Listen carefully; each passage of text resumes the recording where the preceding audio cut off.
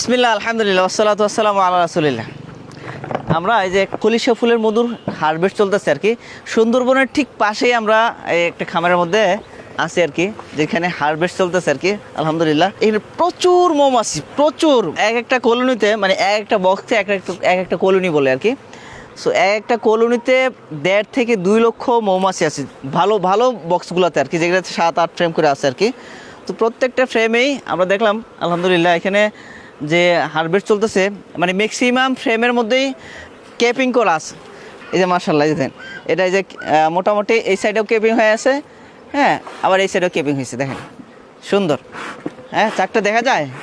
এটা কিন্তু এই মুখটা কেটে তারপর মধুটা বের করতে হবে আর কি। এই যে যে মধুগুলা আমি একটু এই যে যদি দেখাই, এই যে মধুগুলা যে দেখেন, আর এখানে কিন্তু কেপিং করা আছে, মানে এই অংশটা যে কেপিং করা আছে তার মানে এই মধুটা পরিপক্ক মধু, এই মধুটা এ গ্রেডের মধু বলা যায় আর কি। হ্যাঁ, যেগুলাতে ধরেন এই কেপিং করা থাকবে না, এইরকম মুখ খোলা থাকবে, ঘন ঘন টান দিবে, ওই মধুটাকে কিন্তু এ গ্রেডের বলা যাবে না, ঠিক না?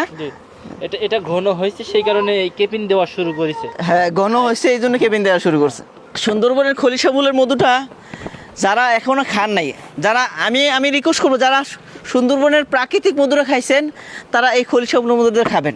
সুন্দরবনের ভিতরের যে প্রাকৃতিক চাকের যে মধুটা, যে এই মৌমাছিরা যেভাবে নেকটার সংগ্রহ করে তারা যেরকম চাকের মধ্যে রাখে, সেম এই কাজটা এই বক্সের মধ্যেও করতেছে। এই যে চাকগুলো দেখেন, মৌমাছিগুলা, এখানে লক্ষ লক্ষ মৌমাছি, এক একটা কলোনিতে লক্ষ লক্ষ মৌমাছি, তারা এই সুন্দরবনের ভিতরে যায়, গিয়ে সে ওইখান থেকে নেকটার সংগ্রহ। এখানে কিন্তু আশেপাশে আর অন্য কোনো নেকটার নেই।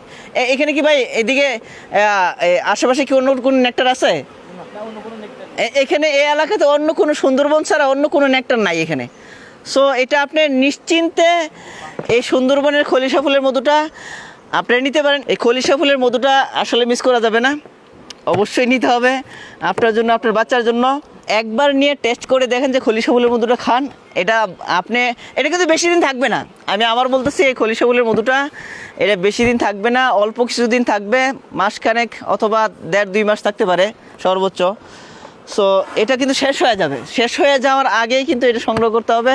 আর সংগ্রহ করার জন্য যেটা করতে হবে, স্ক্রিনে দেওয়া নাম্বারে কল করতে হবে, অথবা আমাদের পেজে মেসেজ করতে হবে, অথবা এখানে যে বাটন আছে, বাটন ক্লিক করে আপনি সংগ্রহ করতে পারবেন। চলুন আমরা আমার কেমিক্যাল থেকে বের হয়ে প্রকৃতির দিকে ফিরে আসি। সুস্থ থাকুন, ভালো থাকুন প্রকৃতির সাথে। জাযাকাল্লাহু খাইরান।